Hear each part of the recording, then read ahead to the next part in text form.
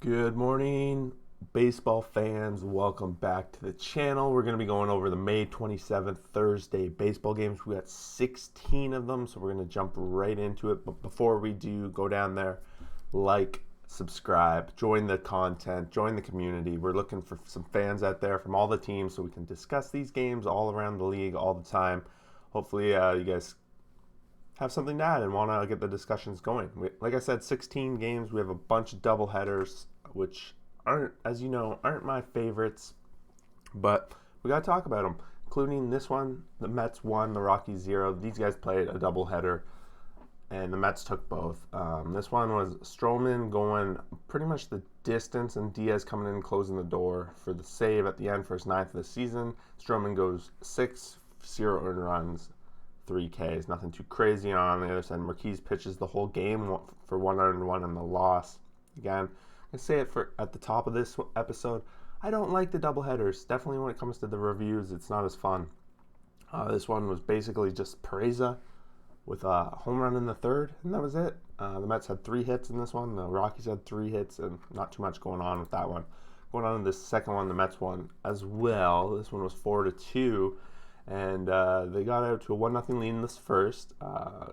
And Lindor cracks his hitless streak, which for Mets fans is good, but he's still batting 185. That's a little rough.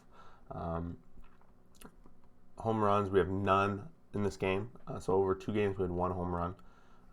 Nothing too much to write home about. Again, with this one, the Mets got out to a little lead. They handled the Rockies, which they need to get a little bit of a lead in this division. Lucchesi goes 3.2, 1 earned run, 2 Ks. It's a little concerning. Lucchesi's had a little bit of rough outings lately, and we're only going 3.2 innings, 70 pitches. It's okay. Santazella on the other side goes 4, 2 earned runs. So these extra inning or short games are blah. I'm just going to move on. Phillies 3, Marlins 2, and this one was actually so close. The series was very good. Phillies walk away here with a nice series win. They go up 2-0 in the 4th here off a home run from Hoskins, who had it was a solo home run, but then they generate another run.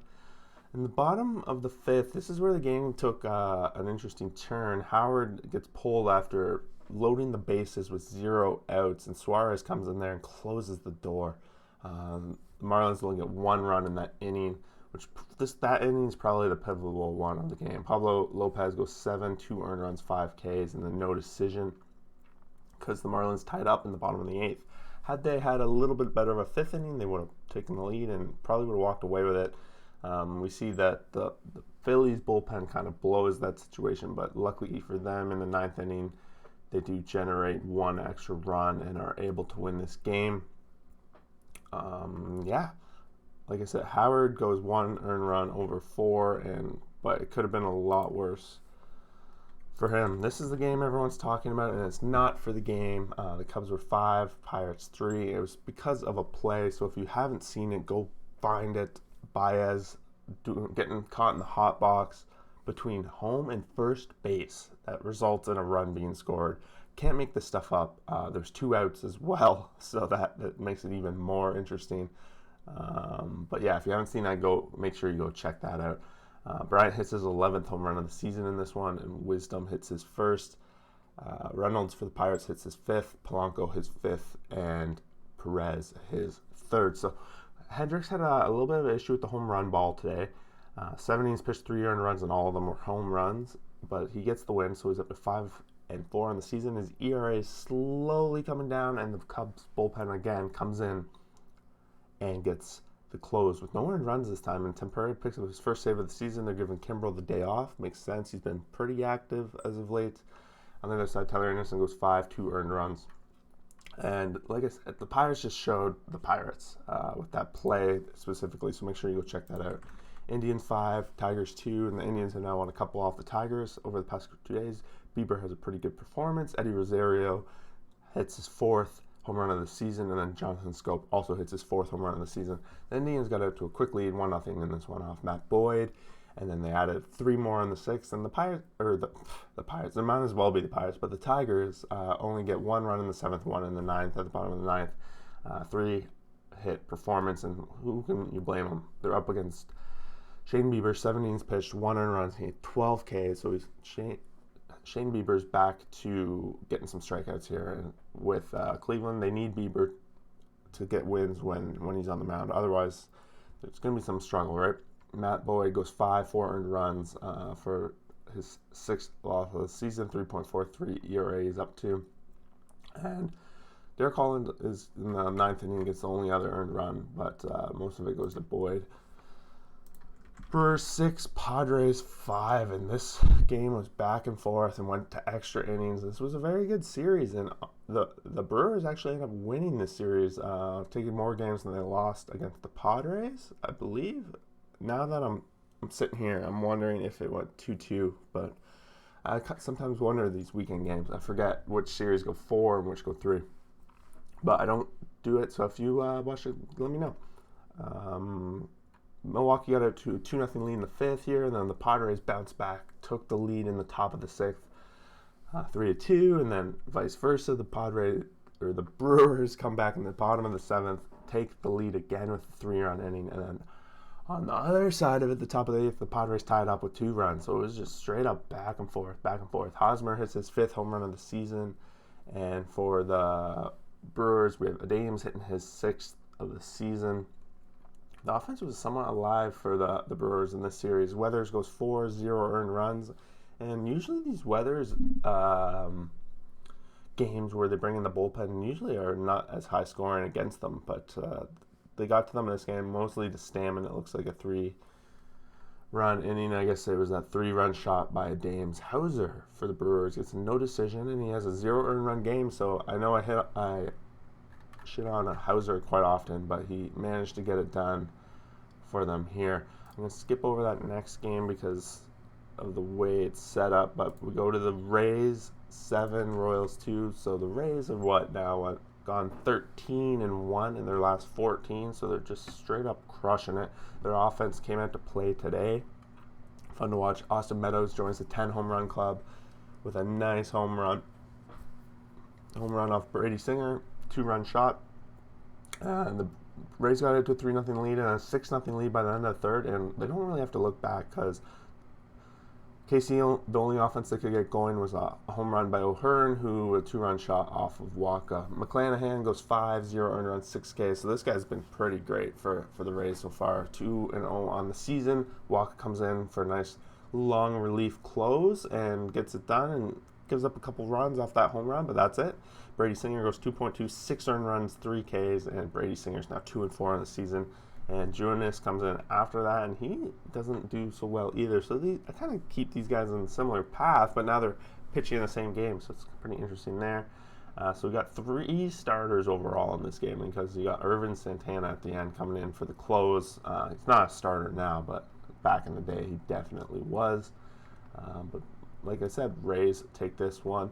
Moving on, we got Washington Nationals 5, Reds 3. This was the game from yesterday, from the day before, that was postponed due to rain, so they just finished this one up. Nationals were up, I believe, 3-0 when this one was postponed, maybe 5-0. I can't remember if it was postponed on the 5th or the 6th, but the Reds fell short.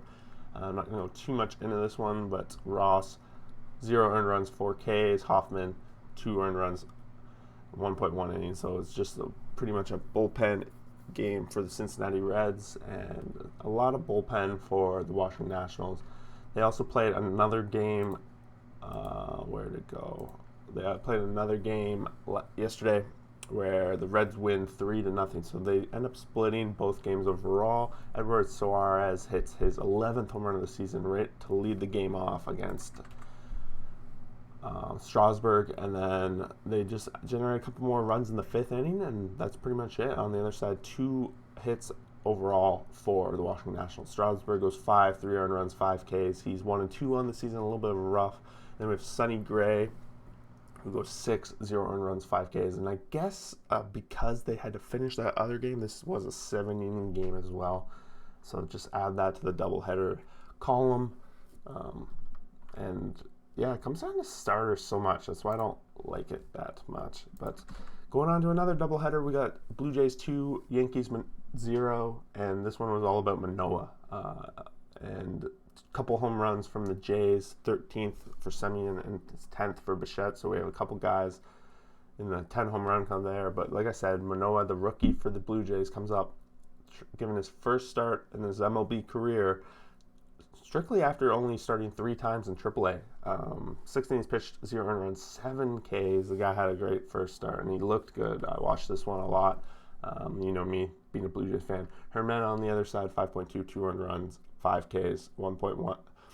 And it was off of 2 home runs. This game was strictly 2 home runs, and that was it. Going on to the second half of the doubleheader here.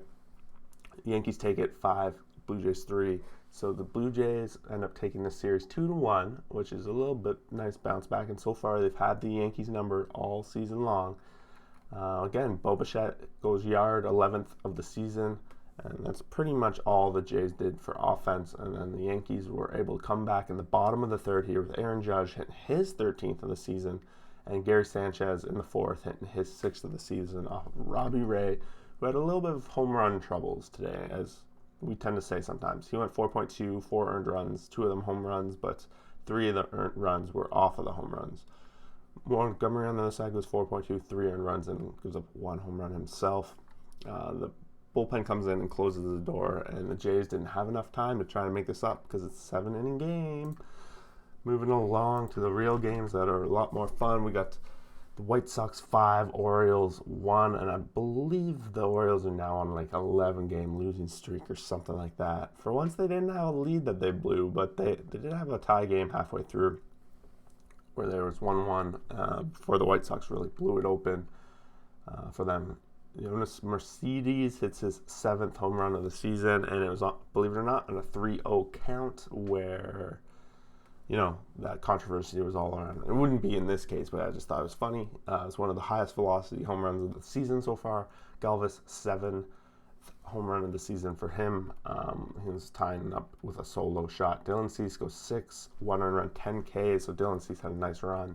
Zimmerman goes 5, 1 earned run, 6 Ks. So he had a pretty good outing. So both these starters had very good outings, and it was the bullpens that had tell 2 different stories. The Orioles bullpen blew it, and the White Sox closed the door. So White Sox pick up a nice win here, and the Orioles continue their losing ways.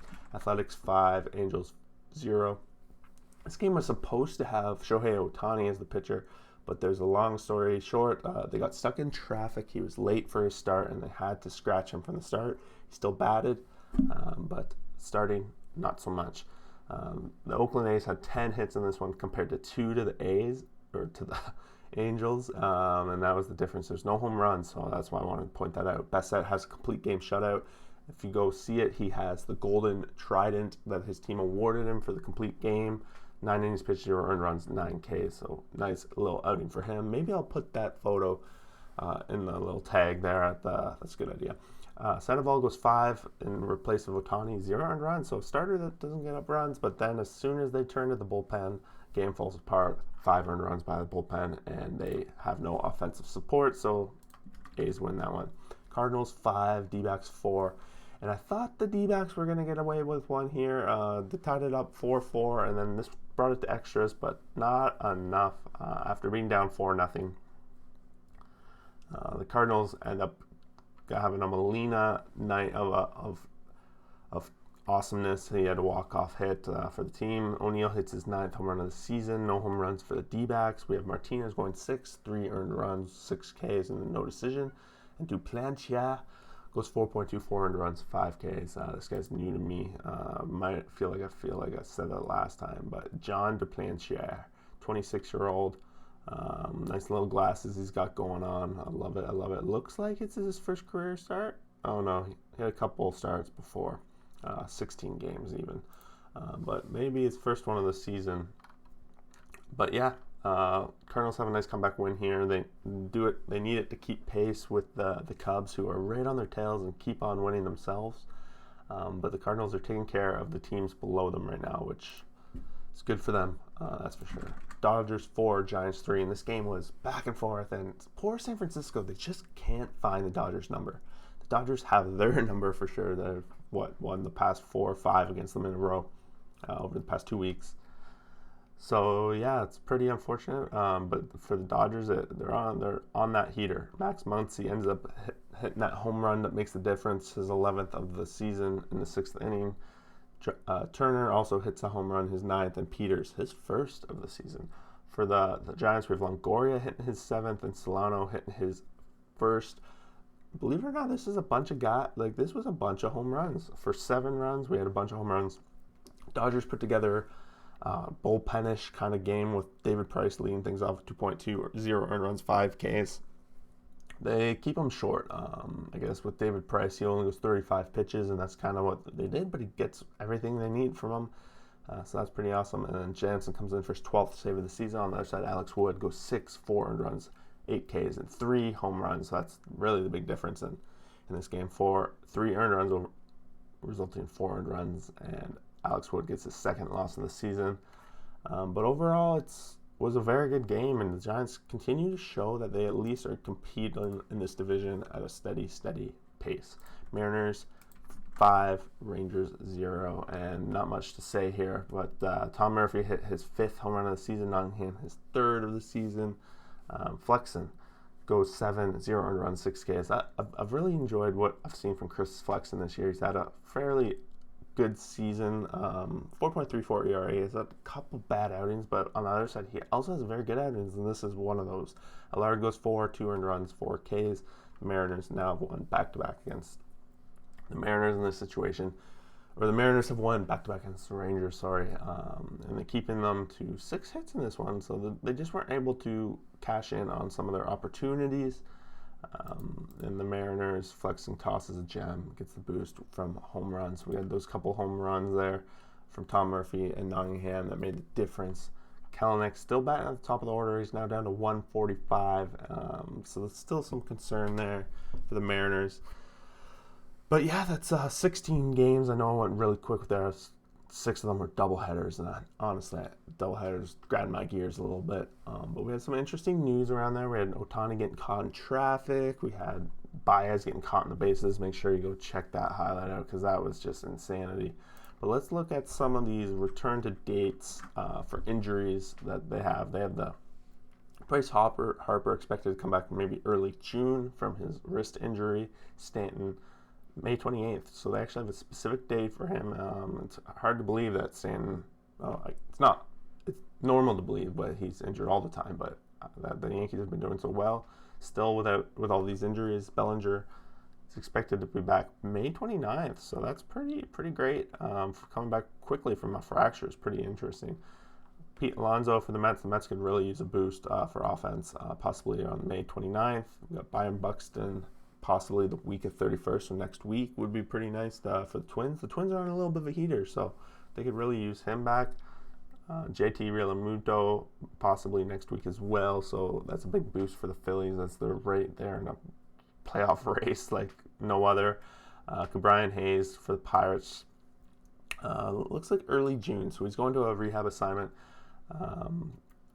I'm really interested to see Brian Hayes because I've been watching him on this injury report all season long, just being like, okay, they must be really excited to get this guy back. So I'm excited to see what he does when he comes back to the Pirates. Votto, fractured thumb, some mid to late, probably late June is the way I see it. And George Springer for the Blue Jays, we need to see this guy back. He's had, in that limited time he's been in the lineup, he's been huge.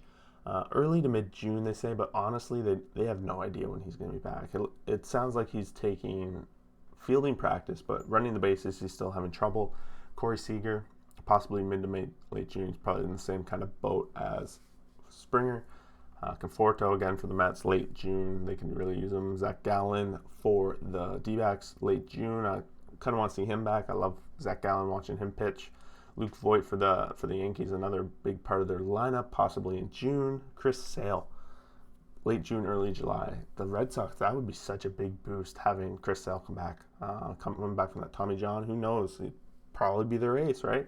Mike Trout, still early to mid-July for him. So that's a pretty serious calf strain to be out that long for sure. Corey Kluber, late July. So they've shut Corey Kluber down now for at least, it's like 6 weeks, 6 to 8 weeks. And then Noah Syndergaard still recovering from Tommy John surgery. Expected probably not until August at this rate.